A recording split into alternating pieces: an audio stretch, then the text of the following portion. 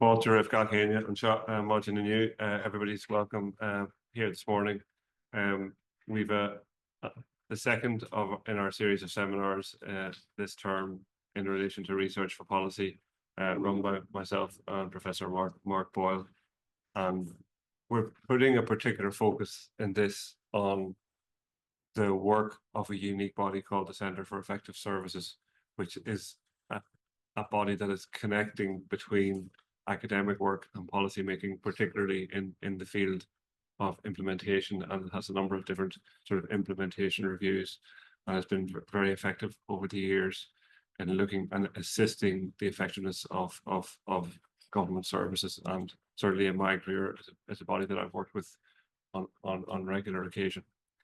So what we have today is couple of examples of the work of the Centre of Effective Services, and we have people who have been involved in those, and we're joined in particular by Inez Bailey, who is now the Director or Chief Executive Officer of the Centre for Effective Services, and has been for a number of years, and has had a career across state service, particularly in the National Adult Literacy Agency, and as CEO there for many years, and somebody who I've worked with throughout my career, particularly on the qualification side and so on. And joining her from the Centre for Effective Services, we have Karl McGrath, and then as well as Karl, we have Professor Mac McLaughlin from Maynooth, who's Professor of Psychology and Social Inclusion. And also we have from the Marino Institute of Education, Dr. Maya Hals-Brosnan. So you're all very welcome. We're going to be taking a couple of examples of the work and looking at the behaviours in that work in terms of linking with the academics and the impact on policy making. And we have people here who have particular connections with Maynooth as well on the panel. People who've studied here, people who've worked here, and that's really, really helpful in terms of the connection, and people who are working here now. So it's a few more people than we normally would have on a panel. But it's really useful to get the different voices and the different perspectives, because this is not a typical area of work, but it's one that's really, really interesting and one that can add huge value. So it's great to have the opportunity for you to be here. So I'm going to hand over to Inez first, and Inez is going to take it from there. Great, thanks, Sean, and thank you very much for the invitation to be here. And it's lovely to come back to Maynooth as a former graduate. I won't get into how long ago it is since I graduated, but there was another entrance into the campus when I came that doesn't exist anymore. So that always fuels me every time I come down. But it's lovely to be here and to share the work of the Centre for Effective Services. Certainly when I joined CES, I wasn't 100% sure what exactly it did. It was one of those organisations that I was aware was doing really interesting work, but not necessarily work that I, as somebody who was working in the charity sector at the time, was exposed to. So I learned very quickly when I joined CES that the vast majority of its work has actually been with the state service. So it effectively works with government departments and state agencies primarily. And the organisation was set up in 2008. It is a charity. It was given a philanthropic grant from Atlantic Philanthropies, and there was co-funding at the time from the Department of Children. And its emphasis was very much on bringing an evidence lens to policy making. And it was set up on an all-island basis, which was also a kind of I suppose, a novel development, which meant that there was also the same interaction with government departments and state agencies in Northern Ireland as there was in the South. But it probably operated, I think, initially very much as an organisation that had two entities running, as opposed to, I think at the moment, it's been much more operational as an all-island organisation. And there's probably obvious reasons why that's the case. So today our work has expanded not just in the children's space, but also in areas around health, education, justice, housing. So if you think about it, we don't do anything on the economic basis ordinarily, very much on the social space. It's very much looking at what I use as a device, the policy cycle, And effectively, CES is either working, informing, or in some way bringing evidence to policy making, or it's supporting the design and rollout of an implementation process of that policy, or it may come in at a different stage around the evaluation of a policy or indeed a service or a strategy. So it's quite diverse in terms of what it does around that policy cycle, but also in terms of the interaction with the various bodies in that regard. And I suppose since I've joined, we've been able to really see, I suppose, a lot of learning for the system that comes out of our bilateral work with individual organisations. So we're always very kind of keen, I think, to try and share that learning.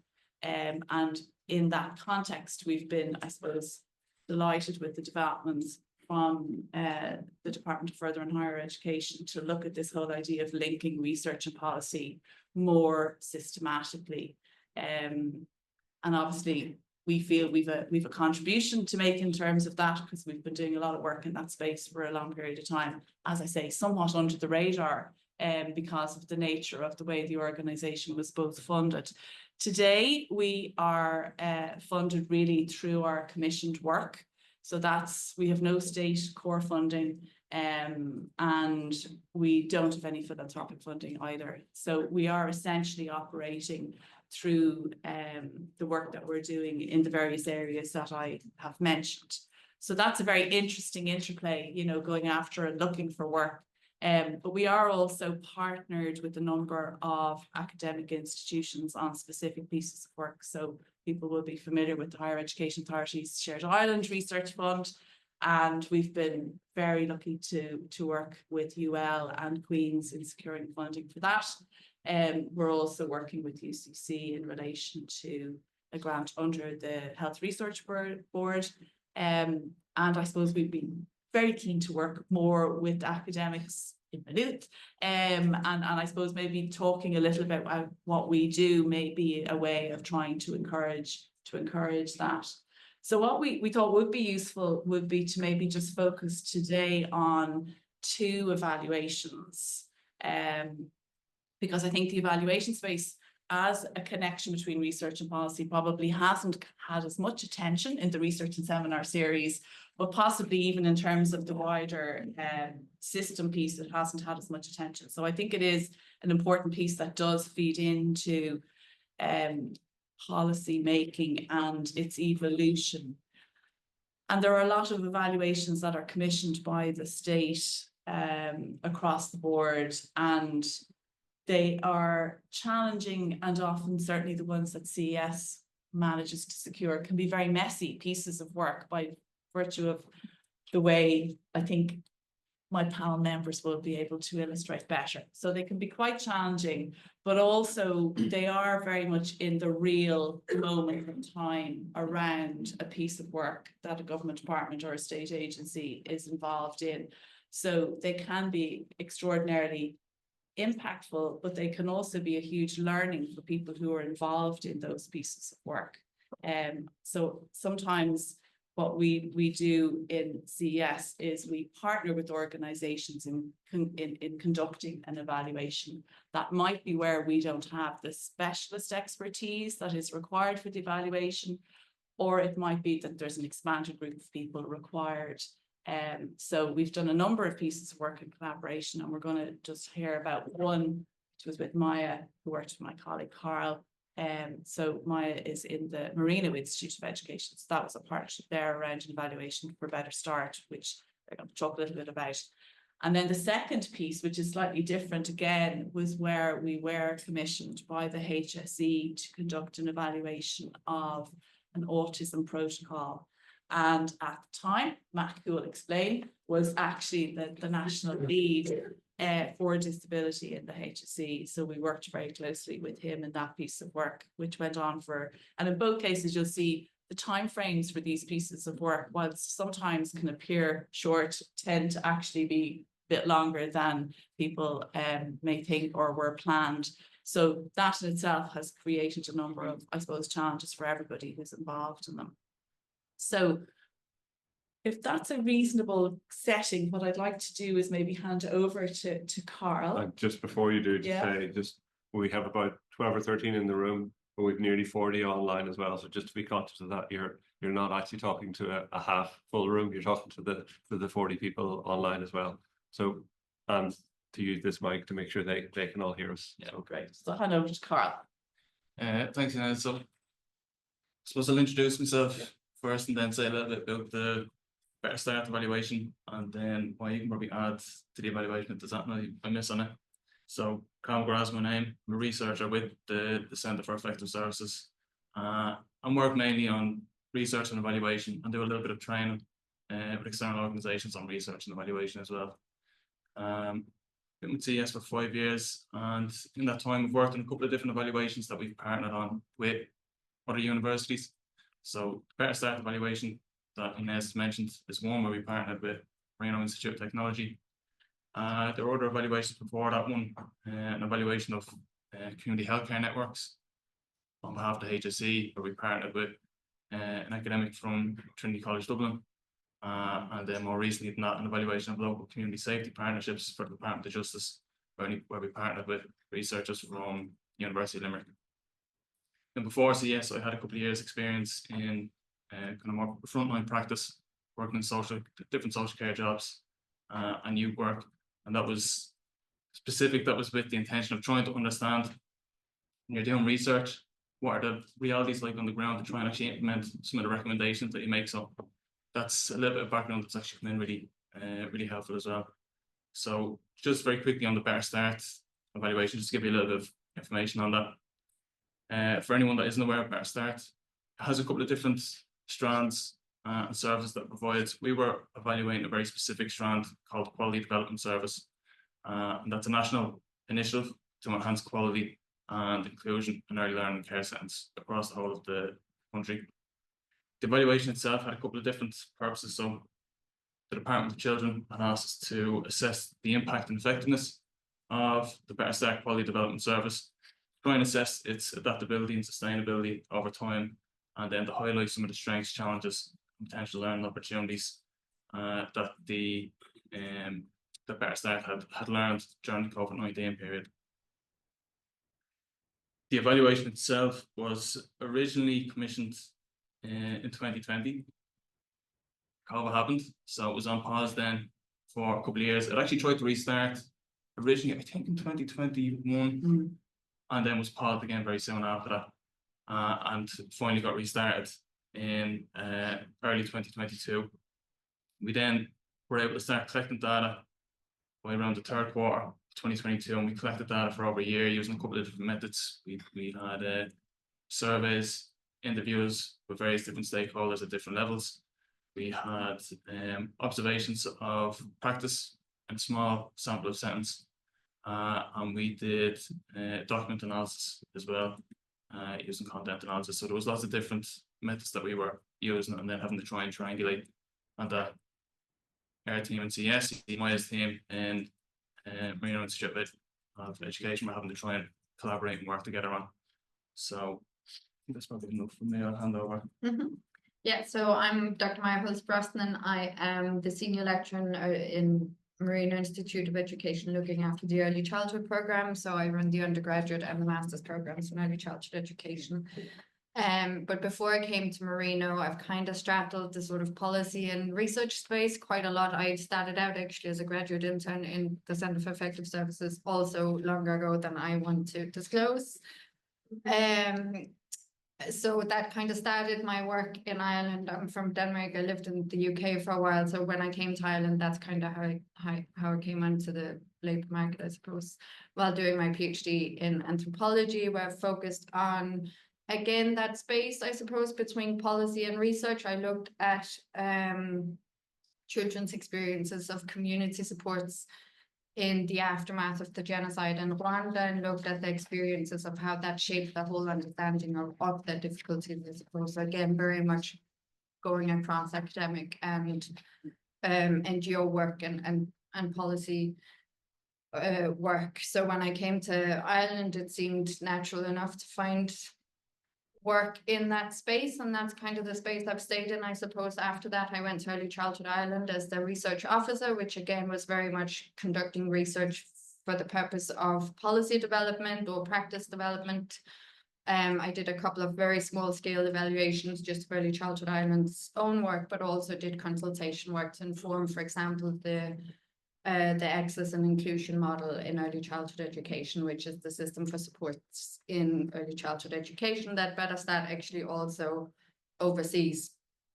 And then I've done some lecturing work in Maynooth on an occasional basis, again for early childhood education, and I worked as the research coordinator for the Children's Research Network, which again has the purpose of connecting policymakers and academic researchers and practitioners. So it's the space I've been in and kind of started doing most of my research in.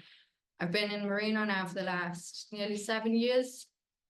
And in that time I've done quite a few, or been involved in quite a few different research pieces that were all commissioned specifically for policy purposes.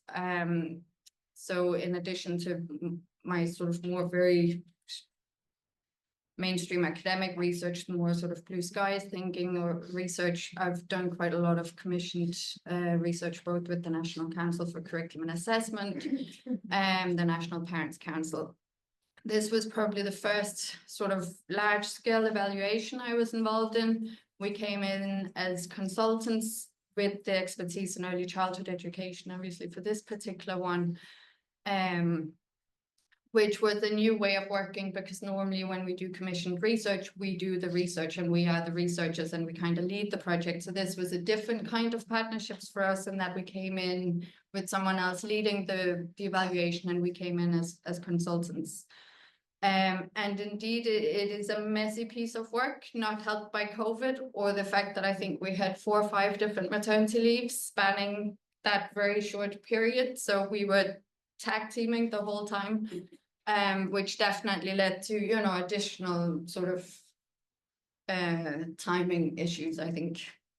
And obviously the early childhood education sector is going through a very difficult time and has been for a long time. COVID made that substantially worse.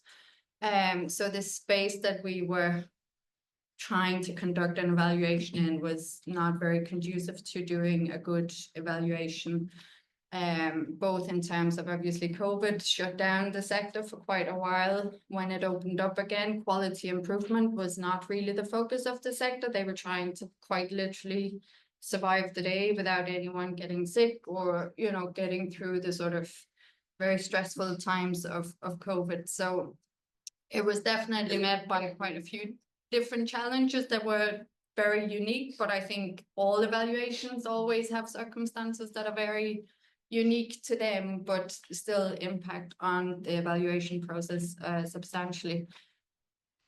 In terms of partnering, I suppose one of the bigger difficulties is when you're working to very different timelines. So policy has a very specific timeline. The early childhood sector has a particular timeline in that they work very much according to the academic year. When you then have an academic institute, we have another timeline again, and I think those definitely presented some challenges, but I think the partnership worked well in terms of having, you know, the CES had all the evaluation experience, we had the early childhood sort of education sector experience, and also very aware of the research, obviously. Yeah, I think, is that enough for me?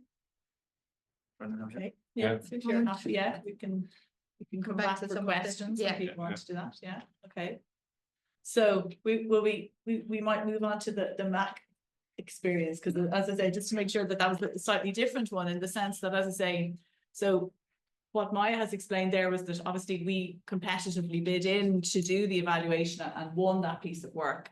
And then whereas the situation with the MAC example that he's going to talk about, obviously we again bid in to do the work, but in this particular instance, obviously MAC was the commissioner. So there wasn't an academic collaborator on that particular project at the time. So I'm going to hand over to Matt to talk a little bit. But I think it's important to note that that you might talk a bit about your straddling, if that's okay, because Yeah. you were straddling and you're still straddling a little bit. So Yes. you're a serial straddler. Okay, confessions of a serial straddler. Yeah. So I'm from the psychology department here in Maynooth, and also from the Assisting Living and Learning Institute. And as Inez was saying, at the time that this work was commissioned in 2020, I was appointed as the sort of clinical lead for disability in Ireland, and that was a program that had just been set up then. So that was sort of as COVID was beginning, as it were. But there had been some ongoing work which I'd previously been involved in, which was around trying to develop new pathways and new ways of assessing, particularly around autism. So in that context, where we had multiple stakeholders, it was very important that we would have a sort of neutral way of evaluating what had been done. And I guess my official position was I was 50% seconded to the HSE, and the other 50% I was still in Maynooth. So you might think, well, wouldn't it be nice if Maynooth did the research? But obviously that would be far too close. So it was really important to have an external tender. So one of the most interesting things I think about this was no university applied for the tender, even though it was reasonably, I would say, generously funded. And my colleagues have used the phrase about messy research. And just from the sort of service user's perspective, if the research isn't messy, it's probably not going to be very useful. So if you have a very clean clerical sampling frame or way of doing things, it's going to be much more difficult to translate from that to the messiness of actually providing whatever type of service environment you're involved in. So we were delighted when Centre for Effective Services were awarded the tender, and then in fact we set up also to work alongside the Centre for Effective Services an expert advisory group, one of whom was an academic. There was one clinician, and there was one person with lived experience. Now the group that had developed the autism protocol had a lot of lived experience representation, and from all the different sort of disciplines involved. So that sounds really good, and it's been a very positive process, and it's still ongoing. But what it also means is you have a lot of different perspectives, you have a lot of different interests, and some of those are not always, let's say, apparent when one sort of designing services. So I think it was important from a lived experience perspective that the HSE wasn't evaluating its own work, and that there would be an independent, in other words, a sort of legitimate independent voice that was doing the evaluation. So the evaluation between COVID and various other challenges went on over a couple of years, and we have a very detailed report with a number of really good recommendations, which we're in the process of implementing now. But we're still in that environment where you have multiple stakeholders, and in a sense, it would be lovely to say, here's the result of the evaluation. This is what we should do. But the evaluation, of course, says, well, there's some good things about it, and there's some bad things about it. Overall, it's a good approach. But of course, the success of this protocol will be dependent on the resources being available, the staff being available, time being available, And of course, none of those things are really available. And so then you get into a context of, so what you do with the information to try and achieve the maximum impact. And of course, you'll have professional bodies, you'll have unions, you'll have a lot of different civil society representative organizations with different perspectives. And they are all offering different sorts of knowledge. And so I think one of the things I've learned both from the CES and other experiences is that within academia, we tend to think that we almost have a monopoly on the knowledge, that the evidence becomes the knowledge. Whereas in fact, there's lots of other people who have a very legitimate claim to have different types of knowledge. So from the lived experience perspective, for instance, that the whole PPI initiative, that's such a strong thing now in many types of research in Ireland, it's quite difficult to balance up one compelling story with, let's say, census statistics saying something different from one compelling story. And if you're working reasonably closely with politicians, the thing that is most compelling for a politician is to tell a story that other people can identify with, because it's more human, but it also gives a real sense of them being more in touch. So you get what I might consider to be a disproportionate influence of one really compelling, strong story compared to, could be tens of thousands, or in a sense is millions of data points that might be pointing in another direction. And so I think there's a really important role for sort of academic researchers to develop what I would see to be a sort of trusted knowledge broker, where you're actually saying, okay, so here's a randomized controlled trial that tells us something, doesn't tell us that much when compared to all these other stakeholder perspectives. But I actually have the willingness to not overvalue the randomized controlled trial, but to place it as something that's relevant within a whole landscape of other relevant knowledge.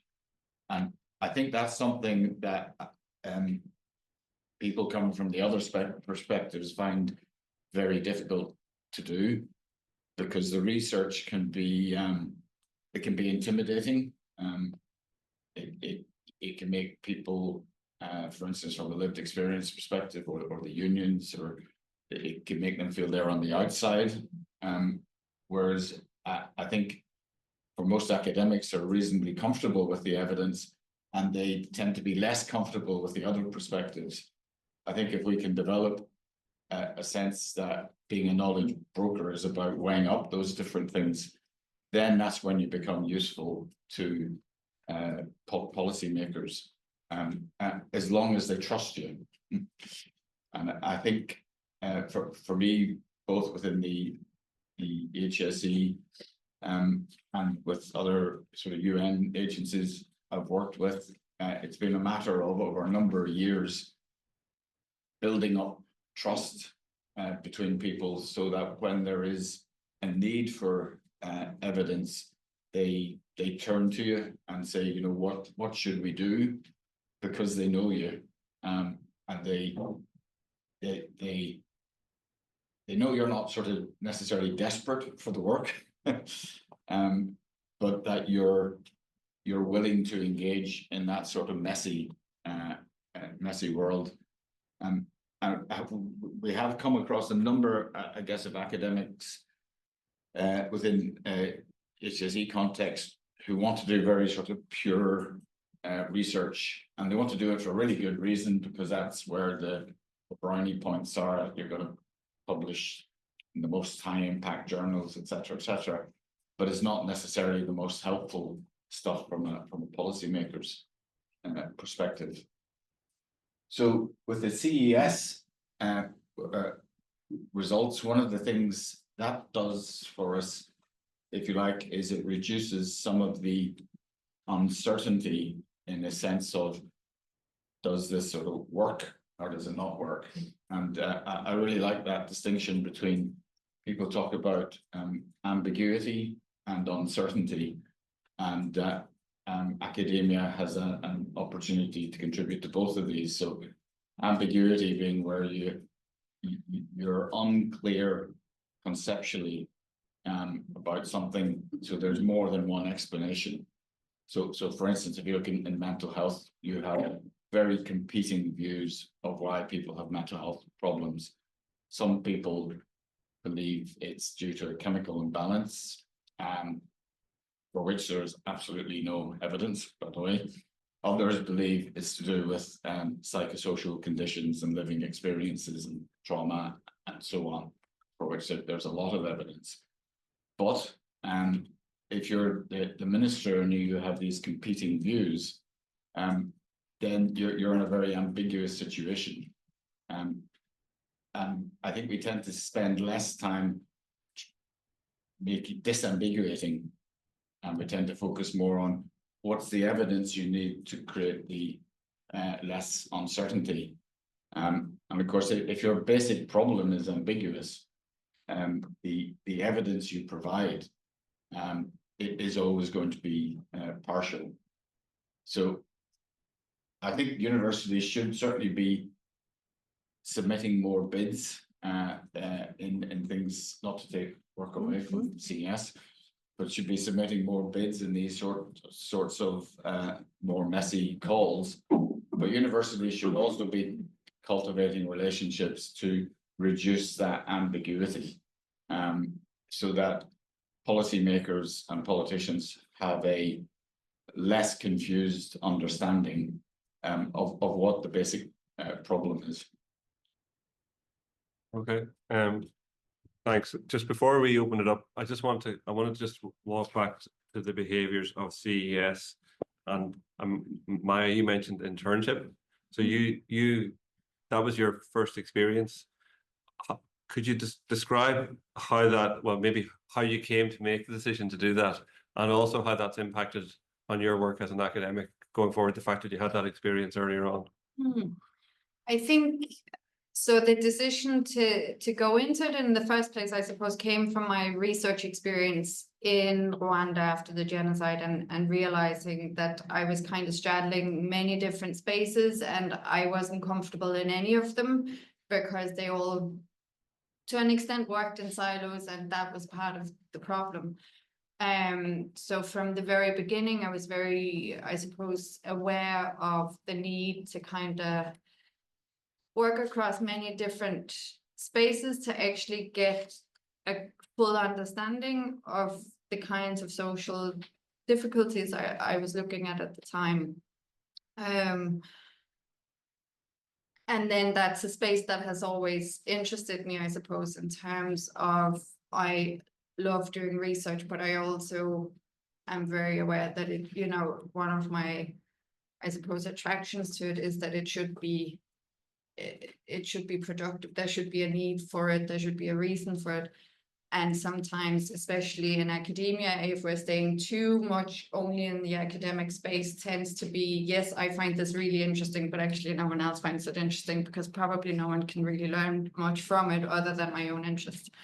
And then being in CES at the time, and actually one of the projects I was working on as a graduate intern at the time was trying to do a small piece of research around what kinds of evidence, or how can we support policymakers in getting research and evidence into policymaking. So I interviewed quite a few sort of civil servants and policymakers at different levels as part of my role in CES, and that was really illuminating in terms of understanding how much the timing of things actually impact on whether something gets considered in that, you know, as Mac was talking about, all the different valid stories that are to be heard, how much the timing of those actually matters in policymaking. And that is where academic research often is on a back foot because it doesn't fit in with those timelines. Which has also been my experience since when I've done more academic research. It is difficult to kind of straddle those very different timelines.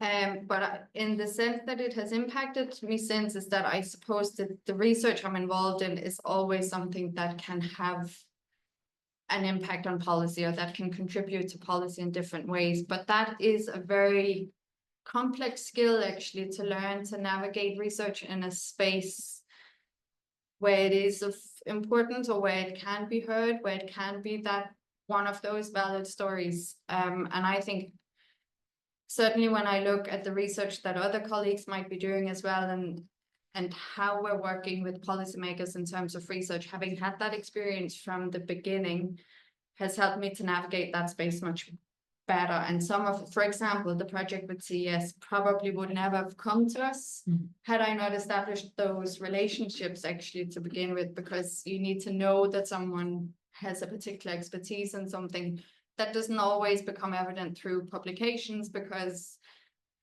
where we publish might not be where those who need to access it necessarily read. So I think having straddled that space, you build connections and you build ways of identifying those connections that help the research or research ambitions, I suppose, in a different way that if you had been solely coming up a very sort of straightforward academic route, you wouldn't necessarily even know what to look for, I suppose. Yeah. And Karl, then your study career in social sciences and a few different qualifications, and then you did internships, and you also then worked in sort of the community and voluntary sector, and then you were drawn into a role in the CES. You might just maybe describe that journey, but also maybe moving on to then in your role in the CES, this is one example of a partnership with the university, but you've quite a few. This is a common practice for you in your work. Yeah, well, in terms of the journey, I'd actually originally started in Maynooth studying economics and finance. That lasted for about 4 months, and then I decided I'd do something else. I studied social science then for a couple of years, but there was no work experience as part of the course. When I finished, I didn't really know what to do work-wise, and the options that were open to me were basically to go into some kind of practice or go into policy in some way. So I volunteered in different places and did a bit of both. I had done internships with the Irish Penal Reform Trust and the Jesuit Centre for Faith and Justice. They were both on prison policy, and particularly the first one that I did with the Jesuit Centre for Faith and Justice, we had done a report on that made recommendations for young people aged 18 to 24 that were in prison, and coming up with a distinct approach to them. Now, the report was really good. Lots of research was done on it, and the recommendations looked really good on paper. But I had never been inside a prison. I didn't know what it was going to be like to actually try and recommend or to try and implement these recommendations. Like, are they actually feasible or not? I really couldn't answer that question at that stage. So after that, I decided I'd go into social care, youth work, that kind of space, and to try for myself to try and implement some of the best practices in that field when you're working with young people. So I would say I probably did about 15, 20 different trainings on things like motivational interviewing, therapeutic crisis intervention, cognitive behavioral therapy, mediation, all these different practices. And they were all great, but I really struggled then to actually implement them again when I went back into practice, and it kind of became clear that actually it's much more difficult to implement things than I kind of would have imagined or realised. Now, during that time, I became aware of CES, and CES were in that space that was really appealing to me at the time, because in CES focus on implementation support, but we're also focused on evidence-based policy, doing research, project management, all these different things that help put evidence into practice and into policy. So that's what got me interested in CES. Seeing they had an internship, applied for it, did it for a year, worked primarily in implementation and project management first, began to try and get that insight and experience into what it's like to actually try and support people to implement some more good practices from that perspective, and then did a little bit of research as well. And then when I did the research, realized that that's actually where my main passion really is. So that's where I've been ever since. In terms of the different evaluations that I've been on, what are universities? So as I mentioned, I've probably been on more evaluations where we've partnered with universities than evaluations that have just been with CES.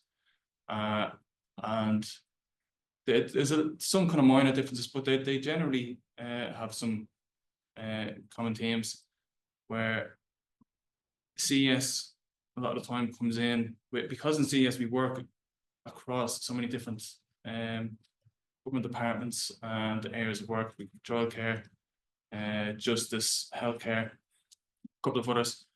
We come in with the methodological expertise, and we know how to conduct good quality evaluations, but we don't necessarily always have the kind of knowledge expertise of it or content expertise of a specific area.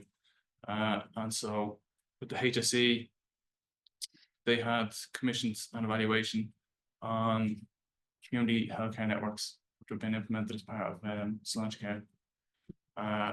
And we have partnered with somebody from Trinity College Dublin who was really knowledgeable and experienced in that area. She was able to guide us through, help us get up to speed with the context, with some of the academic debates that were going on in that space, and then give us input and feedback into the different data collection tools that we were developing when we were doing our data analysis, some different frameworks, perspectives to consider, again, based on our academic knowledge and experience. And that's kind of something similar across the other evaluations that I've worked on with different universities. With Maya and her team in Marino, there was a slight difference in that we had, it was a bigger team from Marino that we were working with. So there was Maya, Rona, Natasha, Rachel, so there was a team of 4 from Marino.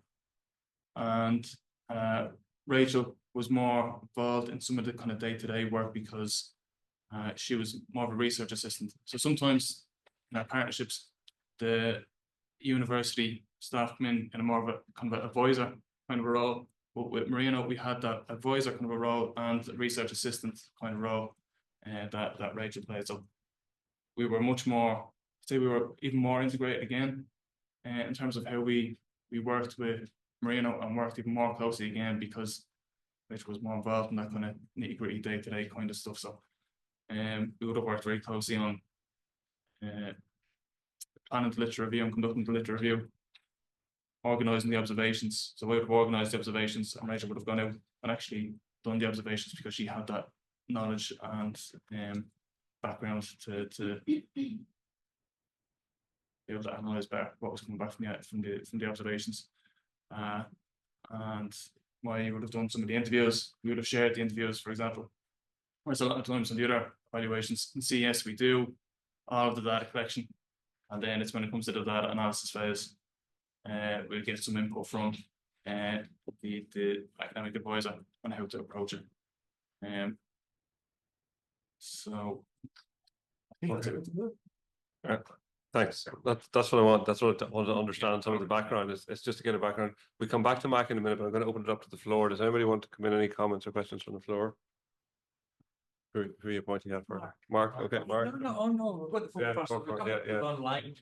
Anybody want? Online, I'll ask the question. Anybody want to come in from the floor? Thelma, just watch for the microphone for the audience online. You might say who you are. Okay. Yeah, Delma Byrne, sociology. So it's just an observation. I think what I'm hearing is that, like, really for research and policy to play out well together, what we're really looking for is, a kind of interdisciplinary kind of research as well, So maybe, that mix of like the kind of more hard scientific disciplines coupled with kind of broader contextual understanding of lived experiences and understanding of how people can have the same experience in different ways. And then, of course, the mix of methodological approaches as well, is really, really important. But I suppose how realistic is that, that funders will be willing to go that far into resource research in those ways?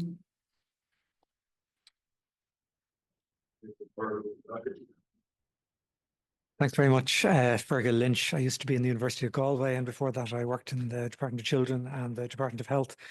Just to say, just by way of comment, a sincere thanks to the CES. I think they do extremely good work, and it probably isn't an organisation that's, very front and centre in the public consciousness, and yet the nature and the type of work that it does is really important. It fills an exceptionally difficult gap. And I, for one, have found the CES both on a working day-to-day basis extremely good to work with, but also the quality of what they produce is really, really strong. So I think just important to say that for what it's worth. I was very struck by what Mac was talking about in terms of research evidence versus personal lived experience. And sort of by way of comment, I know I've had a few experiences with ministers who would say to you, such and such a thing happened. I was talking to so-and-so, that's a fact. And I've had the temerity on one occasion to say, well, Minister, actually, that's an anecdote as opposed to a fact. How do you balance, exactly? How do you balance these two competing elements? Because understandably, you were commenting as well that, research can be intimidating. One group sees the lived experience as really the most important element, and researchers, academics will be far more interested in the data and the evidence and so on. It must be really, really quite tough when you're sort of in the middle of all of this to balance these competing demands in an honest and pragmatic sort of way. Can you say a little bit about just how you do that and what your experience has been?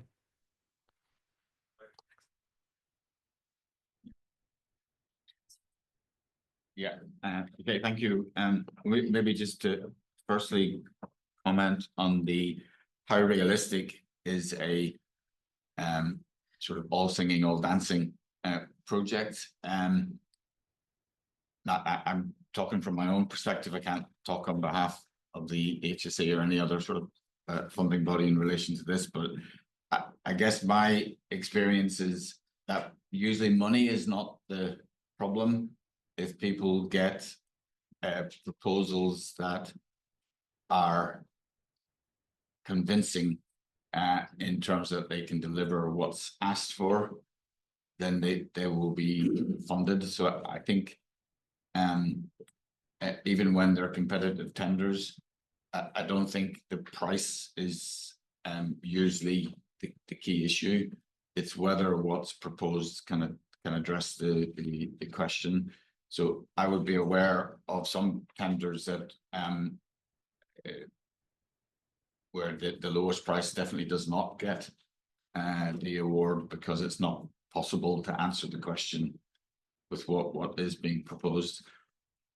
Now, having said that, some of the things that we think might be important from an academic point of view may not be important from, for instance, an evaluation point of view. And like, Delma, the way you or I might conceptualize a problem might be different from how it's conceptualized in the evaluation. And in a sense, we might be trying to fix that problem in the evaluation when that's not really fixable. So personally, I think it's we maybe need to be a bit more courageous in what we're asking for, but making a good argument for why that extra thing or those extra things give better resolution in terms of the answer. I think in terms of the balancing the anecdotes versus the evidence, I think it's incredibly difficult. I've also been in exactly that situation where a minister goes out and visits somewhere and says, these people are doing great work, we're going to fund them. And then one saying, well, in fact, in terms of the evidence we have about what they do, that it doesn't look like they're doing any greater work than anyone else. But I guess one of the things that I've learned is actually to have huge respect for politicians, because they have a really difficult job of having to try and deliver something within a time scale that's not realistic, really, in an electoral cycle, with usually ambiguous conceptualizations of what the problems are, and a high degree of uncertainty and therefore risk associated with their decisions. So I can understand why personal exposure to an anecdote is much more compelling. Like, I've seen it. They're great people. They're trying really hard. This is what we want to support. And I think the way of countering that is to weigh up what are the opportunity costs of that. So if you do that, that's great, and that might help those people, particularly in an area like disability. Putting I often say that you always make the wrong choices in disability, because wherever you allocate resources, other people will be justifiably angry, and very angry, and often justifiably angry, because they're equally deserving, but they're not getting the resources allocated. So it sounds a bit cruel, but I think the opportunity costs and the consequences of not having a more transparent approach to protect the minister themselves as well. Okay, thanks. Would either of you like to add anything? Yeah, I suppose especially in relation to both, actually, I think in terms of especially the tendering process, I think is often the very challenging aspect of these types of research, because it's often those tenders are only as good as the ones who write the tenders in the first place can imagine them to be. And if they don't have that kind of broader experience of knowing that it needs to be either multidisciplinary or it needs to be cross different sectors, they don't design the tenders in that way, and you can only respond to a tender with what is there. It's very difficult to go beyond that, because then you won't win the tender, because it either becomes too expensive or it becomes too complex. And sometimes the tenders are not designed in ways that certainly as academics we would have designed it, because we know the inherent research flaws in them. We conducted a piece of research recently where it had to be designed in a particular way, so we can respond to that and do that as best as we know to do, but we're still constrained with the inherent difficulties of the tender. So I suppose part of that, and absolutely it's not really to do with the money, it's more to do with the creative thinking involved in the first place. Your answer is only ever going to be as good as the question asked. So it's about asking the right questions. And I think that is very difficult when you don't have the experts on board from the beginning. And that's obviously a very difficult kind of chicken and egg situation, because how do you get the experts if you don't know what you're looking for? So that's quite a complex process in terms of the tendering. And then in relation to, and this is a joke that we have constantly about the anecdote or the fact, what are we talking about? And usually we are talking about anecdotes, and typically those anecdotes might reflect one person's experiences and not the 5 million experiences that there might be. One of the things that particularly came out when I did that very short piece of research for the CES like 10, 12 years ago, was that they want nearly the research or the evidence to be told in that anecdotal way. So nearly presenting the research as anecdotes. But the problem with that is, and especially as researchers, we'd be very slow to do that, because how can we show the credibility of the research? And if you have to present evidence in particular ways, for example, in a one-pager, you lose all the credibility of and the rigor of the research. So it is quite a difficult challenge, but I suppose there is an onus on those who produce the evidence to present it in such a way that it becomes engaging, that it becomes a story that is worth listening to. And to achieve that, it has to be, first of all, understandable, so very lay terms, but it also has to be as short and impactful as anecdotes tend to be. But that's a translation piece of work that requires often the work of CES or something similar, because it's a very complex task to do. Okay, thanks, Maya. Karl? Yeah, just I agree to that as well. Just in the first one, I don't think budget resort, like in terms of trying to bring together So in CS, just to go back a step, in CS, we often apply for competitive tenders, and I don't really remember a time when resourcing has been a factor in whether we're able to partner with a university or not. Generally, if an evaluation isn't going to have the resources, we don't think we're going to have the resources to do it. We wouldn't have been able to do it whether a university partners with us or not. So that generally hasn't been an issue for us in my experience. On the anecdote bit, I actually was having conversations recently with a colleague on something similar, and pretty much all the evaluations that I've been on have been mixed methods, and we do quite a lot of qualitative research as part of it. And qualitative research sometimes could be seen as just a big collection of anecdotes. So I'm not sure that the anecdotes bit is necessarily that big an issue, to be honest. It depends on how the data is used and analysed. Like I'm thinking of a particular project on the local community safety partnership evaluation, for example. We collected data from lots of different stakeholders across all the different pilot sites. Some teams very strongly came through across almost all different stakeholders from different pilots. There was a small number of really key insights that only really came from one or two individuals and weren't repeated by others. And at that point, you could argue that they're only anecdotal statements, but they were actually really important in terms of trying to answer the research questions and gave a perspective that otherwise would have been missed if we didn't try and include it in the analysis in some way. So I think that's part of it. Probably comes down to how relevant the anecdotes are to the particular question that you're trying to answer, and how insightful or useful a perspective they give.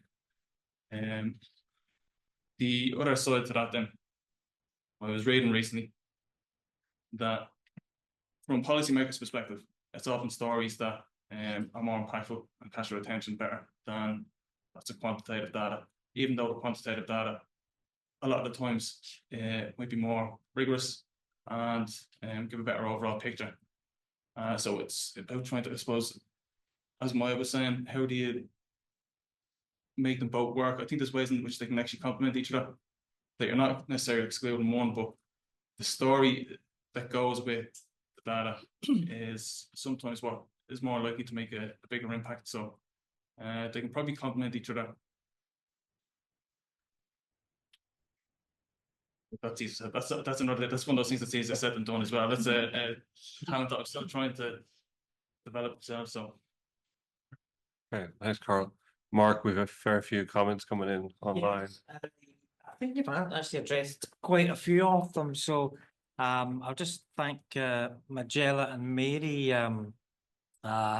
who have asked questions about fascination with this idea of how to unpack qualitative research with the anecdote, the power of the anecdote, at the same time as not valorize the anecdote above objective evidence. So I think how to handle that, and I'll maybe come back to that right at the end, is something that's fascinating. The 39 people that were online have grown, the stragglers have grown the audience. There's Pied Piper, people are coming online as we go. Other questions really you've answered again, I suppose, about trust, and people are saying that both sides, what would be required for the university to bid for more of these consultancies and do the independent research. A lot of policymakers may feel that they're too busy to engage research, or they've been burned before by being criticised by academics who are just looking for the flaws on the kind of bringing their critical capacity rather than objective capacity. So trust issues may be something we have to not only build but repair. And then why there's no a question I think from Tom as to why there's no networks across Ireland where that trust can be built up. Of course there is, but their suggestions are not visible enough, that we've no fora to start to dismantle the othering that takes place between both sectors. And have you any thoughts on what would be where we need to go in terms of building up kind of fora to allow us to speak to each other in a way that dismantles some of the obvious misconceptions of each other that we have. So no, I think a lot of those have already been answered, Sean, to be honest. But thanks to everyone who did ask them. And I do want to come in at the end. Of course. So just to say, Tom was referring to a particular event last week in the education sector where the Department of Education and some people here got together a group of policymakers from themselves and from agencies and from other departments with academics, not just in the education field, but in other domains. And it was a very useful event, forward looking about how to work together in the future. And also it's great to see in the comments that we have comments coming from the European Commission and the work on research and policy. And that's really helpful because that's a really important element of this overall. So we have the national approach, and we're part of the EU, we're engaging as part of that. So I'm going to open it up to the floor again. Does anybody want to come in? Any comments or questions from the floor? Okay, I have a couple of questions myself, which is kind of for Inez. It's the positioning of the Centre for Effective Services, because the way I look at the Centre for Effective Services, you are the small group of people that you are, but so many people have passed through. So many people have done internships. They are often in policy making, policy implementation, community groups, and also academia. So you have kind of this network. So what's your overall, I suppose, strategy for long run impact for the Centre for Effective Services? That's one. And just to mention so that people are aware, just like Fergal said, over the years I've worked with them a good bit.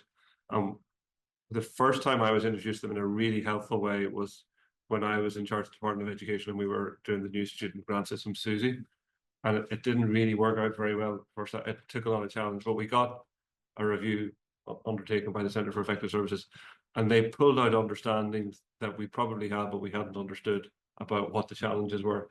And they basically said, it was really interesting, in a very simple way, they said, you all worked really hard on it, and you're just convinced because you worked really hard on it, it'll all come together. That's what they said. In other words, that we didn't put enough thought into, kind of like we were all very positive minded about it, but it wasn't able, that it was just too much wishful thinking to think it would all come together. And that was really useful learning. There's a lot more to that now. It's actually on the DFERS website now, if anybody wants to read it. But it's a really interesting piece of evaluation to what happened in that phase. There was a whole set of other things. It was a really tough time to get new recruits. We had to get people on mobility and so on. But anyway, so over to you, Inez. Okay.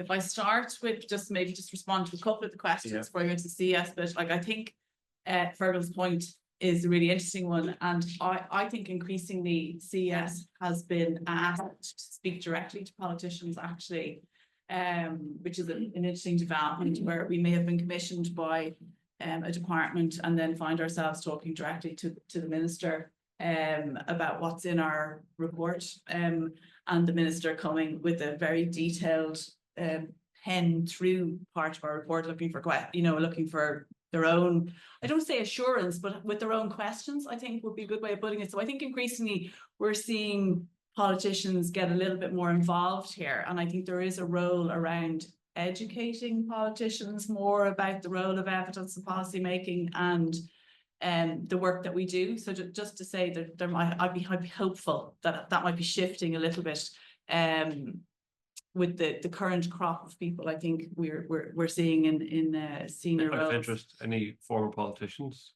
any current politicians who were interns in CES or anything like that? No, but we have had former interns who are in the diplomatic corps. Yeah.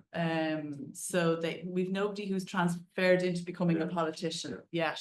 But a good few people have gone in, as you mentioned. So we have now staff who are working in all the state agencies that we are working with. I would like to say they've been well poached in, and that's great in terms of their career and what they're bringing in, as well as the civil service. So that's where most people have gone from working in the organisation, because it is, relatively speaking, small enough that there's not going to be, we would have 4 interns ordinarily every year, so that's quite a number of people coming in and out of the organisation. I think your question just about, and if I don't mind, go back to Delma's point, I would suggest that in our experience of putting in tenders, so the first thing is, yeah, if we look at a lot, we look at far more that we never apply for. And we have our own statistics on that. We just look at it and go, no, that can't be done. That's not realistic. That's even too mad for us. So we actually don't respond, I'd say, to a very large percentage of the actual tenders that we review annually. And we have even data on that ourselves, because it is quite interesting to see that.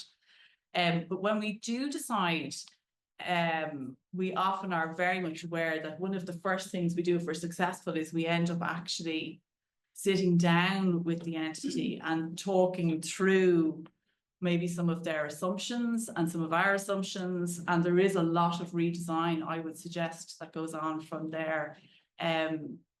Because you really do have to balance very high expectations often of the commissioner against what's actually realistic in both the term, in terms of time frame and also money.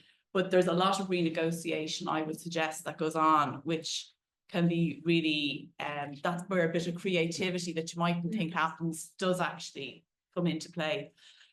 Just back to the CES position, I suppose, where we started in this conversation was there is a development around, you know, connecting research and policy at a national level. And as I say, I think, you know, CES has been doing a certain amount of that work. So in that bridge that's now being created between research and policy, I suppose we're adding in a dimension to that I don't think it's quite as linear as sometimes it appears when we're talking about it, so that academics may be informing policy at an evidence level can be much, there's more to that than literally, I suppose, relationship building or commissioning research and that going into the process. There's that whole policy cycle that in my career, much great policy has been initiated but didn't get followed through into its full potential by virtue of the nature of the system. So being able to actually involve yourselves into the whole cycle is actually really valuable, I think, for academics. So I think that's a place for CES to kind of both assist. We are providing training through funding, which was Science Foundation Ireland, Research Ireland now, to support academics in this kind of work. And I think we'd like to do more of that. I think we'd like to do more of the collaborations where we're bringing academics into different dimensions of the policy cycle, not just the kind of the big one, which is, you know, how do I really sort of inform a brand new huge big policy in education, but rather kind of going, gosh, how do I get involved to tweaking lots of elements of things that I am actually very interested in as an academic, and I have a lot of expertise that I could contribute. And working in that partnership, I would say we learn from obviously the academics we work with, but we also feel that the academics we work with learn a lot from their exposure to the system, and they learn that there are a lot of complexity that has to be dealt with along the way in terms of trying to achieve what ultimately most people are coming into it in a very kind of, we'd love to do this, how do we do it kind of a way. But there are a lot of hurdles to get over. And the multiple stakeholder point is really critical one, I think, nowadays, because there's absolutely nothing in terms of public policy that doesn't have all of those stakeholders really already vested in. So it's not just the policymaker and the politician, but there are the unions, there are the professional bodies, there are the practitioners, and there are the citizens ultimately who use these services or are beneficiaries or not of policies. They're increasingly much more directly involved nowadays and influencing what's happening. So ways and means by which people can get involved to influence what actually does happen all the way around that cycle, I think does exist. It can be very impactful. It does have a huge amount of learning potential for academics to bring back into their work. So it's not really taking them out of academia maybe forever, but certainly exposing them to something for a period of time, which I think can be really very beneficial. So CES wants to play, I suppose, a part in that kind of brokerage role of bringing policymakers and academics together, increasingly in the kind of delivery of something quite specific, I think would be our goal going forward. And I think it's been a very useful partnership to date. And certainly networks are a really good example. Like, for example, CES was very much involved in supporting the Children's Research Network for many, many years. It has also been the founder of an implementation network, an all-island implementation network that's free for people to join. And increasingly, I think we're going to look at, you know, is there a way with the Department of Education's plans for a futures type network? You know, what else might be useful that CES could support the wider system as it develops its work in terms of building that ecosystem around research and policy. There's a very pertinent question that's come in from Danielle, talking about the difference between influencing policy and influencing implementation. And that's kind of a unique space it's not unique, but it's a particular space that Centre for Effective Services in. That's a kind of different than maybe a lot of the other research for policy or evidence for policy work that goes on. Exactly. So from your experience on the panel, do you have any comments or reflections on that? Difference between just influencing policy or influencing implementation? Well, I guess from my point of view, you're often working with different people, and often the policymakers are sometimes frustrated because the implementation isn't happening. And I think often when the implementation doesn't happen, it would go back to Inez's point that you haven't engaged sufficiently with the range of stakeholders. I think there's in health systems, people often have this saying, why don't we do the things that we know that work? And the answer is because we don't know how to do them. We know that they work, but we, for instance, don't know how to bring civil society or the practitioners or the unions on board for those changes. And this is going to become a real challenge now, particularly in service sectors where digital and AI becomes a stronger force. So I think it goes back to that thing of designing the intervention from the beginning, from the sort of policy. But policymakers often don't. They don't necessarily want those other stakeholders involved in the policy formation, because then you lose control over what you're wanting to do. So I think those sorts of networks that I think a previous questioner mentioned, would be a really good idea, but they need to be very deliberative and focused on real problems for people to feel that there's some traction on them. Yeah. Okay. Yeah, and I suppose one of the things also is that while you might be involved in an evaluation or consultation and you can see where this is going to create a difficulty in terms of implementing the recommendations, that especially if you're a researcher brought on board for something, you actually have no power to influence it. So you can make recommendations around, well, this aspect is going to be very difficult to implement, while this is one thing that we know really should be happening, given XYZ, whatever, we know it's going to be very difficult. So that very much is a huge difference between influencing policy and then influencing the implementation of that after. And especially if you're going in untended projects, you start to have an influence at a certain point unless you have those pre-established relationships where you can continue to influence. Not just on that particular piece, but going forward. And that's where for academics in particular, it's really important to be involved in all of those other ways that you can influence policy, which might be submitting, responses to if a new curriculum comes out, or, those kinds of consultations that aren't research to the same extent.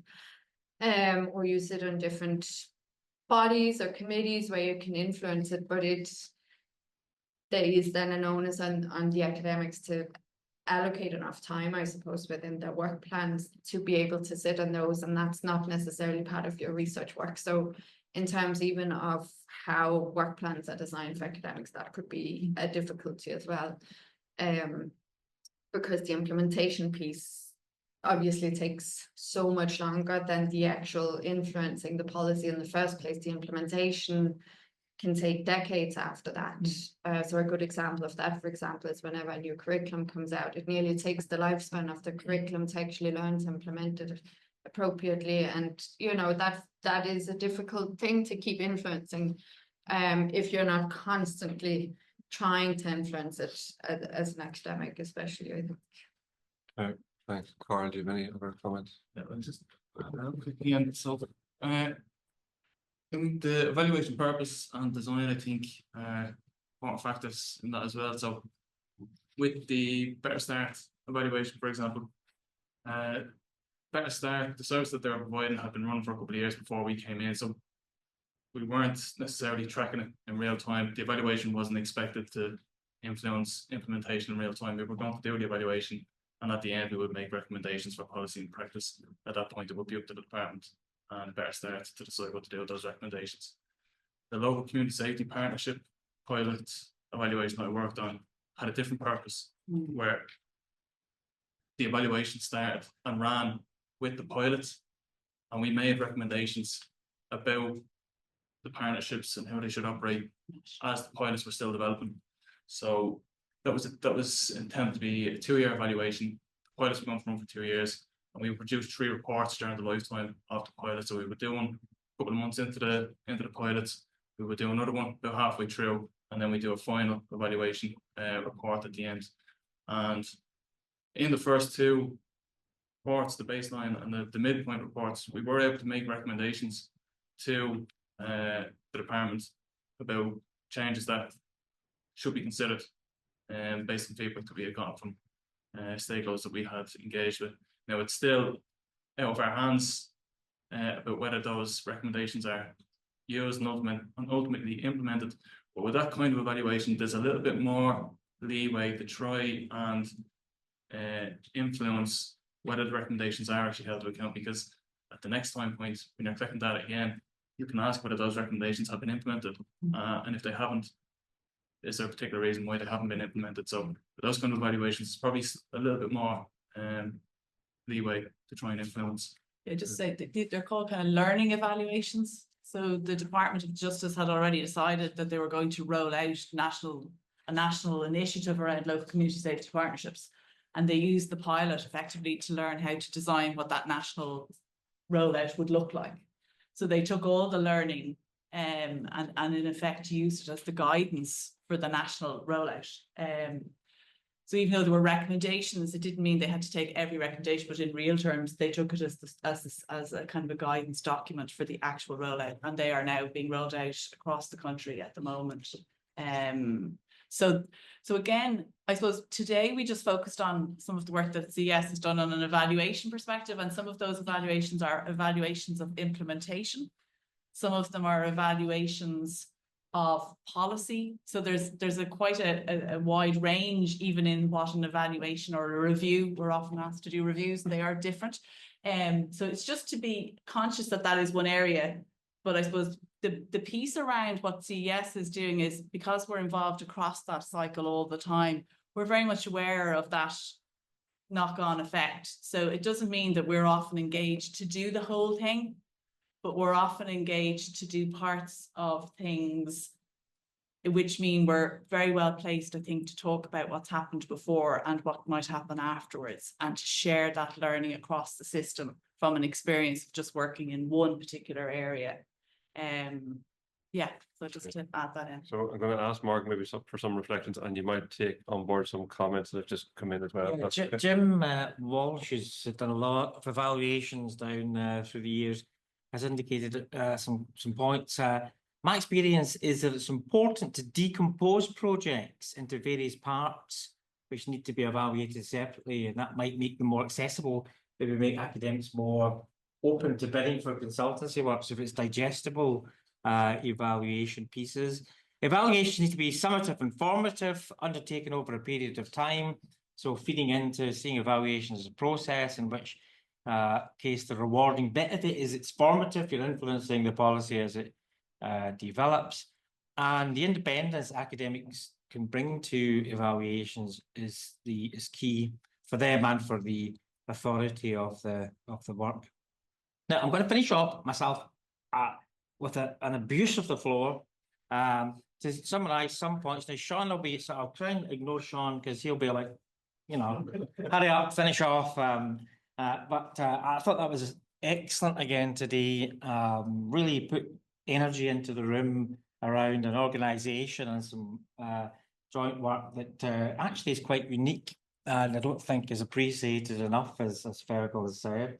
Point one, you mentioned right at the start that this was at its origins the Centre for Effective Services in the Atlantic Philanthropies. And I think there's some very important lessons to learn there, because Atlantic Philanthropy set up a lot of great stuff. Then the funding ran out. Chuck Feeney decided not to fund it anymore while he spent all these billions. And the consequence of that is that either people have had to find a new way in the marketplace of earning revenue, or they've withered in the vine and died. And there's been a colossal effort, particularly from universities around Pierre Tully, as we had lots of work around that. It simply evaporated. And now the Centre for Effective Services, and I'm sure you're keeping on point and keeping focused in is, but when you're chasing money, sometimes you have to spread yourself in directions you might not strategically have chosen otherwise, even if you're sifting and sorting which ones to do. So what happens when funding dries out for outstanding examples, and should we let them just compete in the marketplace to see if they're any good, they'll survive? If they're not any good, they'll wither and die. Well, that doesn't necessarily harvest the benefits of a colossal effort initially to set up some high-performing initiatives. One. Two, this status of knowledge question, I think, is very difficult. We encapsulated it quite well by saying the anecdote, the powerful anecdote. Sometimes you cannot dislodge a minister's mind with all the facts in the world, because the anecdote is so powerful in their mind. And we in academia have been guilty, I think, of indulging a kind of pluralism and polyvocality. Everybody's opinion counts, and there's some really crap academic work and some really good academic work, some really crap state analysis and really bad state. There's some really crap community analysis. Oh, you got to listen to the community. No, not all knowledge is equally valued. And we have a tendency to say, well, I'll defer to the community because they'll know more. They're living this life, and they, well, I can understand that preparedness to tolerate, if not a harvest and learn from multiple knowledge traditions. But we need at some stage look at the efficacy and the probity of continuing to level knowledge. All knowledge is equal. And actually, by persisting with that idea, are we not selling short the very communities we are supposed to be in solidarity with? So I think very interesting. We have captioned that today, but the status of knowledge and what knowledge counts for evidence for policy making. I think if there's no agreed parameters on that, then anything goes, and I think that's difficult. I'd like to learn more about the Centre for Effective Services. You've done some amazing work around evaluating the impact of policy, but I know you've also got a lot of great work around evaluating research impact. So that's our problem. We can't adequately measure the impact of our research on policy. And even asking that question sometimes causes us distress because we might refuse the premise of the question. But nonetheless, for funders, they're not going to fund us unless we're able to demonstrate that. So if you have any expertise, and I know you do some training around this to share on the best practice around evaluating evidence, the role of our research or policy, I think that would be really helpful. Fourthly, and there are only two more left. Everybody actually today spoke about, but both Karl and Maya in particular spoke about the difficulty of being a broker and having foot in two camps. And this is something that John O'Connor, who's working with us here, has been talking to me about. That we tend to see brokering as two universities and two sectors and the state, and the building up capacity to reach out so that eventually the bridges will touch each other if we build enough capacity. But actually, maybe that's the problem, that there's no natural home for the broker. They just feel ill at ease in both domains, and their academic identity or their professional identity sits somewhere between two different stools. So I'm wondering, even like career development, career pathways for people sitting in the brokerage space, it's not strong enough to incentivize the growth of that sector. And if we do have to think of brokering, and John's got some great thoughts around that, brokering is a third strand. It's neither both of them growing together and gelling, but it's actually standing up something in between that does different things. It's funded differently. It dances to a different tune. It's got different competencies and expertise. And it's a profession in and of itself, a highly skillful profession. Then we need to think about career pathways and the job certainty, job security, and so on in that space. And finally, the Mac mentioned something. I said the Mac. I used to love a song called "Return of the Mac." So my apologies, R. Kelly. Best left forgotten.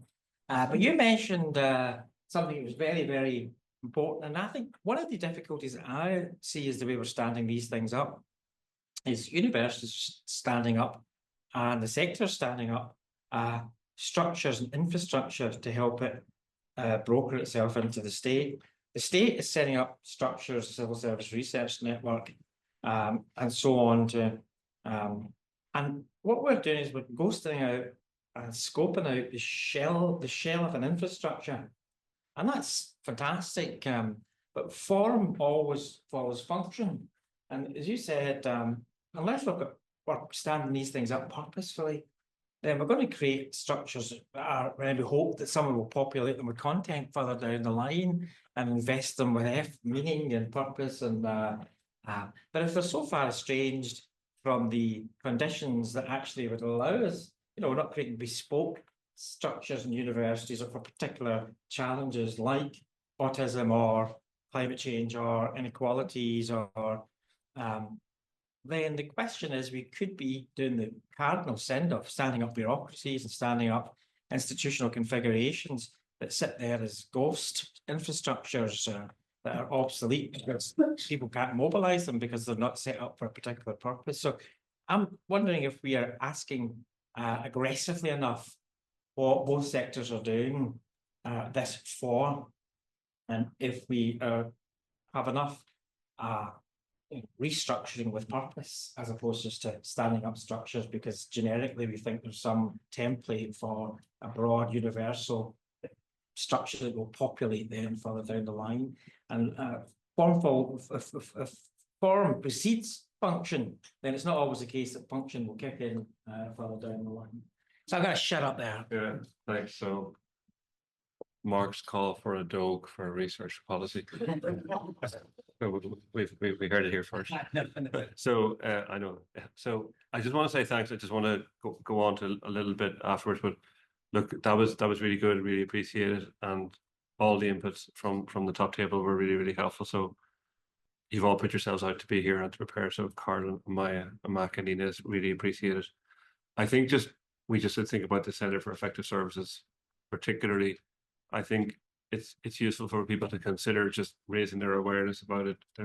During this session, I got my monthly newsletter in creating connections from the Centre for Effective Services. So it's worth considering just accessing that and getting logging into that. The other thing, I'm going to come back just about people and the centre and people who've come through it, not just interns, but people who've worked in it for a year or two and come. There's just it is nearly the case for me that when you meet somebody and they have a style of networking, you nearly know they've worked in the Centre for Effective Services.